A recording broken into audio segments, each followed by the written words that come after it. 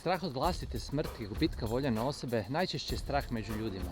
Pa iako znamo da proces propadanja organizma ne možemo zaustaviti, znamo da ga možemo odgoditi. Poznaješ li te procese kojima možeš produljiti trajanje i kvalitetu života? Kao trener i bivši vršni sportaš mogu ti reći da je umjerena tjelesna aktivnost u nekom dugom periodu vremena jedan od takvih parametra. Iskoristi ovu situaciju i poboljšaj životne navike. Nakon što sve završi, nemoj se vratiti onim starim, ne nužno dobrim. Moja poruka dana vezana je za stare ljude, one koji ovime štitimo, ljude koji smo na neki način izolirali od sebe. Ja volim razgovarati s starim ljudima, mislim da su neki od njih poput hodajuće enciklopedije mudrosti.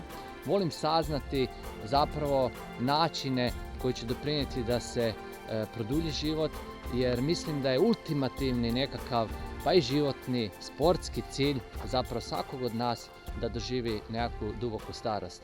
Hvala vam što poštujete starije osobe oko vas i kad ovo sve završi, nemojte ih nastaviti ignorirati.